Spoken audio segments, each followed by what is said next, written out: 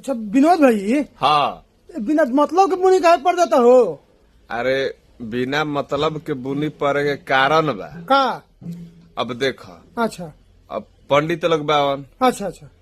जजमनका लेवे खातिर खिचड़ी 14 को बना देता 15 को बना हमारा देता। लेखा। हाँ, अच्छा अच्छा तो वही तरह भगवानो बावन अच्छा अच्छा उनकर जब मन कर तब बारिश कर देता। अच्छा अच्छा। अब एगो तूहे बात बताव, बताओ। जब एक गांव में 4 गो शादी हो जाता है हाँ। एके दिन है, एक ही दिन? तो पंडित जी तब जजमन का लेवे खातिर फेरा में लाग जाता उनके भाई एके दिन 4 के शादी बा, कैसे 4 के हम काम करम। बात सही बा। अब फट दे अपन दिमाग लगा देता कहता कि बबुआ हाँ हीरा तार 6 बजे के मुहूर्त बा, 6 बजे एकदम दुआरे बरेत लगा लेवे के बा। बात सही बा।